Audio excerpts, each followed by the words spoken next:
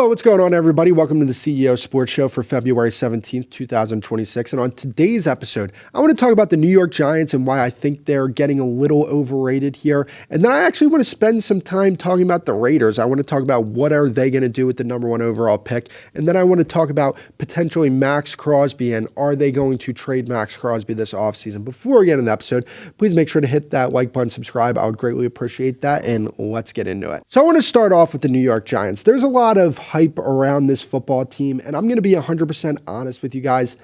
I'm not buying the hype on the New York Giants coming into this season. I get it that John Harbaugh is absolutely an upgrade to what the Giants had as their head coach. Obviously, like, he's better than Daboll. He's better than Joe Judge. He's better than anybody that they've had since Tom Coughlin.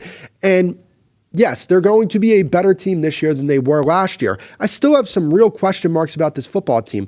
What is their offensive line going to look like? Are they going to be able to run the ball effectively? Is Jackson Dart going to be able to stay healthy for the majority of the season? Is he going to have a sophomore slump? Was he even really that good his rookie season?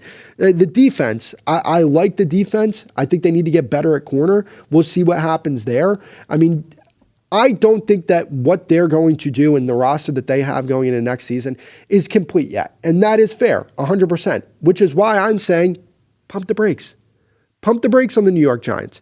We'll see what they can potentially become. If they do go out there and make a lot of smart moves and make the right draft picks, then yeah, they could be in a situation where they compete for the NFC East. And when I mean compete, I mean like dark horse type of compete. I don't think that they would be a favorite in the division. I would still favor Dallas, and I would still favor Philadelphia over the New York Giants, because the thing is with them, I'm sorry, it's been so long since the New York Giants have been a good football team that I need to see it. I need to see it from this team before I believe in them at all. I thought they were going to be a better team this year than they were, and they ended up being, right? Like, I didn't think the schedule favored them, but I thought their defense, when it comes to a personnel perspective, really damn good, right? So the way I look at this is, when I look at the New York Giants, I think that they're for sure the third best team in the division. I think they were the third best team in the division this past season as well, if I'm not mistaken.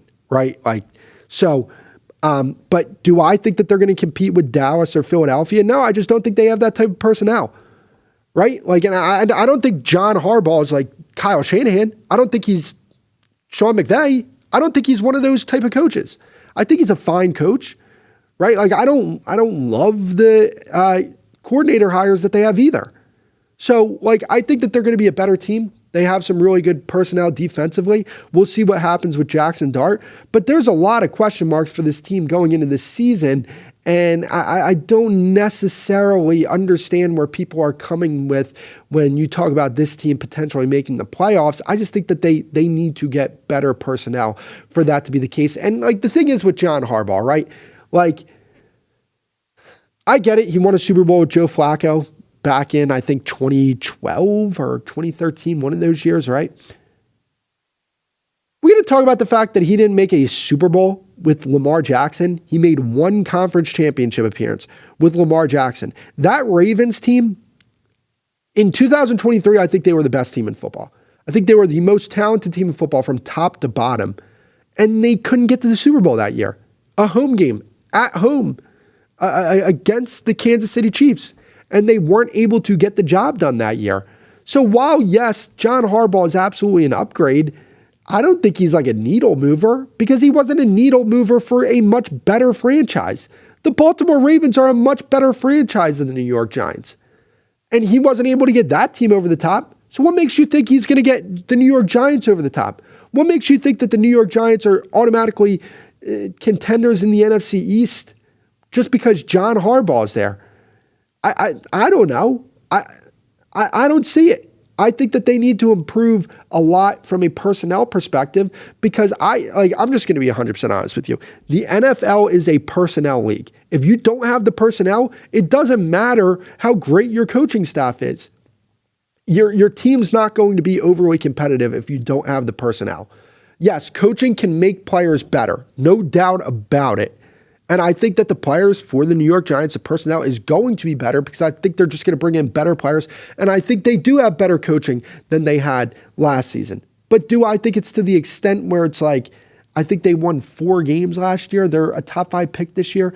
Do I think it's going to be to the extent where they're gonna compete for the division and potentially win it? No, they're not in the same. Like, what is it about the Giants that you look at and you say, like, that's scary?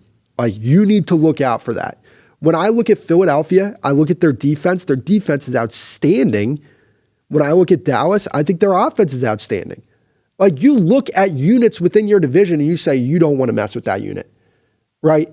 What is that for the Giants? Could it be their defense? It could be. Abdul Carter, maybe year 2. Brian Burns is outstanding. Dexter Lawrence, fantastic football player. Could it be their defense? It could.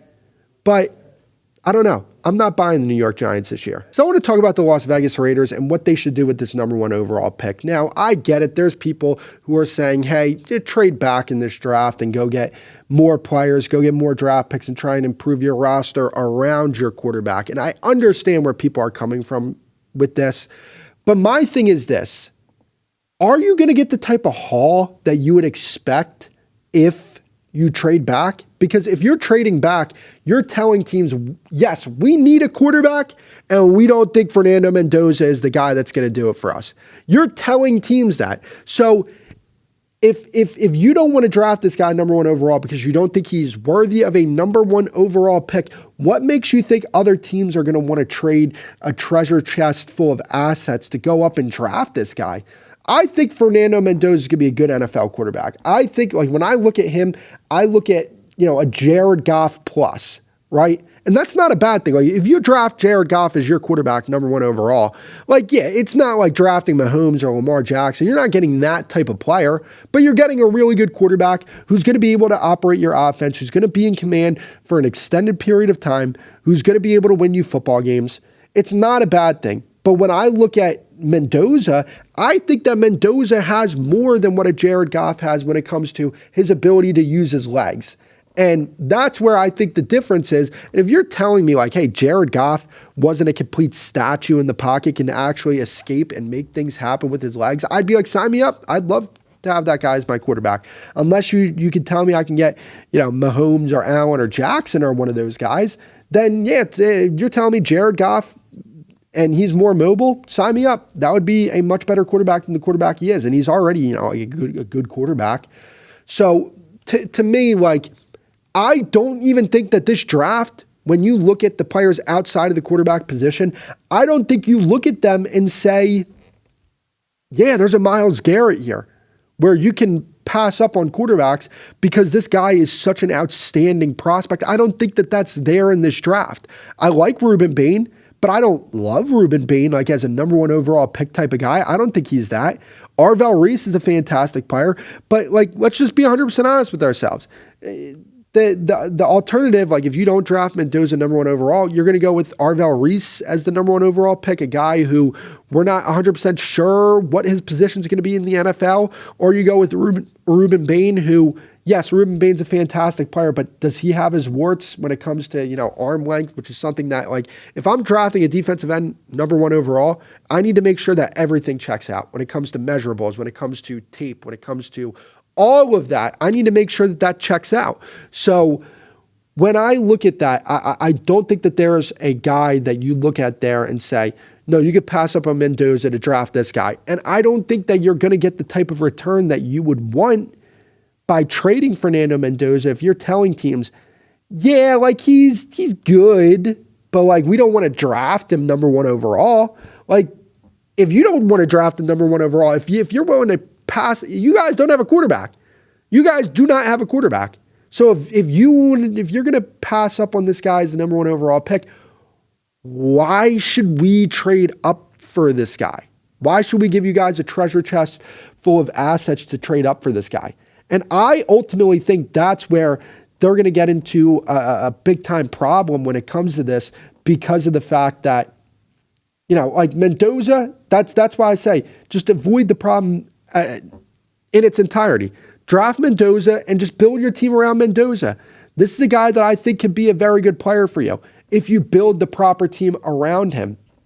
So That's why I'm looking at this pick, and I think it's such an easy pick. You go draft Fernando Mendoza. He was a big reason why the Indiana Hoosiers were as good as they were this year, and the main reason why they won a national championship this year. You know this guy's capable of winning games. You know that this guy can operate an offense at a very high level.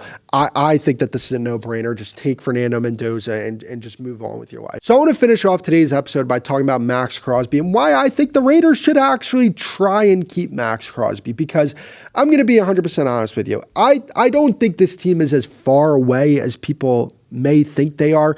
They're going to get a quarterback number 1 overall. I think Fernando Mendoza, he's the type of guy that, is he a Jackson Mahomes? Is he those guys? I don't think he's those guys. But I think that he is a guy that day one, if you have, especially with Clint Kubiak being the head coach of this football team, I think that he's going to install an offense that Fernando Mendoza is going to thrive in. Like, I think that he's going to be able to craft that type of offense for Mendoza. And because of that, you're going to see a very much improved Las Vegas Raiders team. When you look at the offensive scheme, I think that Clint Kubiak's going to come in right away and improve that off the bat. I think that he is a bright young coach. And like, when you look at this team, they have pieces, right? Bowers is an outstanding tight end. Genty, I think, has the potential to be an outstanding running back. And maybe with Clint Kubiak coming in, maybe you see some improvements in the run scheme and you see maybe Genty be a lot better than what he is. And I'm not a Geno Smith fan, especially what he did last season. I was never like, I know there was this push to put Geno Smith in the top 10, and I never bought into it. Never once did I buy into it. I think you're going to get much better play from the quarterback position this year with Fernando Mendoza. And it's not just that, right? It's the improvements in the offensive scheme. So I know, like, we're talking about all this stuff that's not related to Max Crosby, but it is. Because the reason why I say that is because I think you need to ride this out, and I think you need to try and mend those fences with Max Crosby. Because, like, when I look at this team, I think they can be a lot better. But if they trade Max Crosby, the improvements that I think will be there just organically with the improvements with coaching and the improvements with the offensive scheme and the better quarterback play I think you're going to get, and Bowers being in year 3 and Genty being in year 2, all that stuff I think goes out the window if you lose a guy like Max Crosby. And, you know, the thing is with the NFL, you just never know. Like, you just never know. Right? Like, the Raiders might be in a position where 10 months from now, we're saying, like, they need to go at an impact defensive player. And if you get to a point where you're just like, well, we kind of just had an impact defensive player that we just walked out of the building, I think Raiders fans are going to be very upset about that. Like, I think the Raiders are on the up and up because they're drafting a quarterback number 1 overall, because they added, I think, one of the brightest offensive minds in the entire sport. Yeah, there's a lot to be excited about with the Las Vegas Raiders. And I think trading away Max Crosby, what are you going to get in return? Are you going to get 2 1s in return? Like, what is the best return you can get? I think the best return you can get is if you trade him to Dallas for 12 and 20. They have picks 12 and pick 20. If you can get 12 and 20 from Dallas and you have 2 first-round picks to add to the team that you're going to field with Fernando Mendoza, because then you're in a position where, hey, maybe a Mekhi Lemon or a Carnell Tate fall to you at pick 12 if you're there, and you could draft one of those guys. So now, like, you look at this offense and it's starting to shape out a little bit more. So that would be the best trade package you could get. But, like, are you going to get 2 1s for him? And if you get 2 1s for him, what team is going to give it to you? Is it going to be the New England Patriots, where they're going to give you 2 1s, which are essentially, like, this year is essentially like a second-round draft pick? And next year, if they add Max Crosby, the Patriots, they're going to be one of the best teams in the league again. They're going to be picking in the high 20s. So these are essentially 2 second-round draft picks at that point. So, you know, like, I don't know. I don't think that is the best outcome for that team. Mend the fences. You have a quarterback coming in, and I think you're going to be a better team. And I just don't think you improve by trading Max Crosby, in my personal opinion. I don't think the Raiders would improve by trading Max Crosby. And again, you have to look at the fact that there's a new coaching staff, a new quarterback coming in. And I think that all of those things combined with each other, with the improvement that you're going to see on that football team, it's going to be a much better product from that team next year. And I don't think that's the case if they trade Max Crosby. So that's going to be it for the episode today. If you guys haven't already, please make sure to hit that like button, subscribe. I would greatly appreciate that. And I will see you guys on the next episode.